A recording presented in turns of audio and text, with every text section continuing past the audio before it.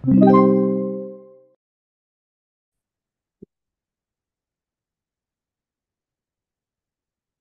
next problem.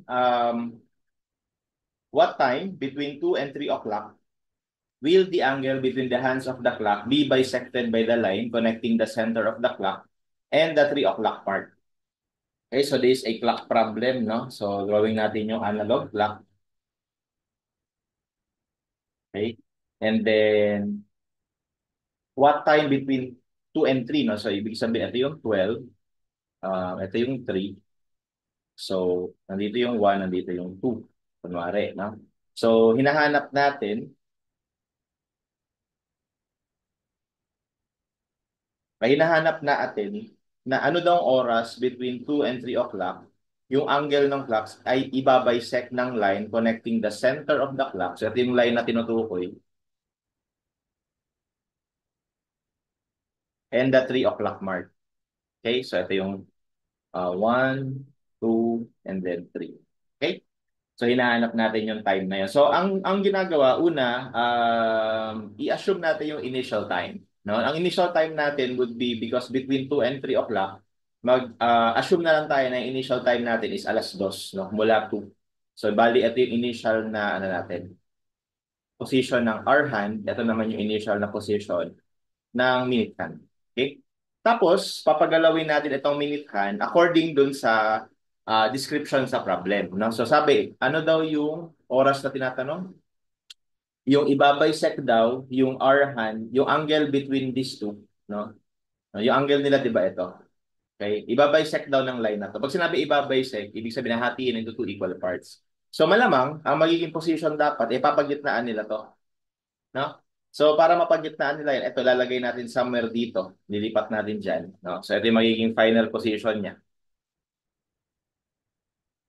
Yan, kunwari yun. Tapos, papagalawin natin ito ng layo na, okay, pwedeng angle, pero ako ginagamit ko ay yung tagal ng oras or yung minuto, no? Na inikot niya. So, tawagin na lang natin na X. Okay? So, sa clock problem, so every time na gumagalaw yung minute hand ng certain time, gagalaw yung hour hand ng that time divided by 12, no? So in this case, x divided by 12, yung igagalaw ng minute hand. So yung minute hand, I mean yung hour hand. Yung hour hand, nandito na ngayon.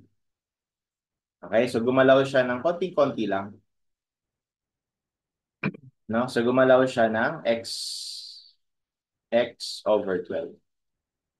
Okay? Tapos ang requirement, kailangan itong angle na to ay ibabisect. So ibig sabihin equal yan. So ibig sabihin, dapat ito, itong arc na to, ay equal sa arc na to. Ganun lang kasimple, no? So, paano natin ma-solve itong arc na green? Doon mo tayo focus sa green. Well, ang green is basically yung arc na to, which is x, minus itong arc na to, which is, dapat alam natin kung ilang minutes yan. Nakatapat siya sa 3, so ibig sabihin that is 15 minutes. So, ibig sabihin, itong green is x minus 15. Okay? And equal lang dapat yun dun sa dilaw. No? Ito yung green, ano? Okay, doon sa dilaw. Yung dilaw naman, anong sukat niyan? Well, kung titingnan natin, again, ito yung reference natin. Mula dyan, mapunta dito, di ba 15 minutes? Tapos, mula dyan hanggang dito, ibabawas natin yon. Okay, ang tanong, ano to? Well, as you can see, mula dito hanggang 2, 10 minutes na kagad yun. Magdadagdag lang tayo ng x over 12. So, ibig sabihin, 15 minus 10 minus x over 12. Yun naman yung sukat ng dilaw na arc. So, 15, sorry. Yes, 15 minus 10 plus x over 12. Ito naman yung sukat na dilaw na arc. And dapat nga equal sila kasi sabi sa problem, ibabisect daw yung angle na to. No? So therefore, from here, we can easily solve for x. So, x minus 15 equals 15 minus 10 minus x over, plus pala, plus x over 12. Okay? And that gives us 18.46.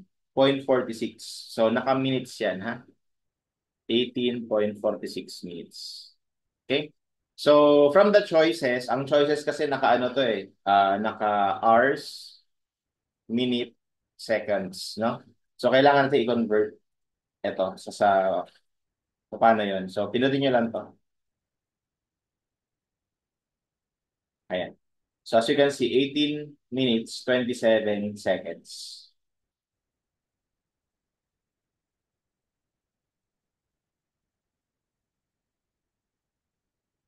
Okay, actually, 28 na to. Kasi ang lagpas na ng 30 seconds eh. I mean, 30 ito eh. So, parang ra-round up na natin. So, 28. Okay, so our answer therefore would be letter A. Okay, so that's how we solve this problem.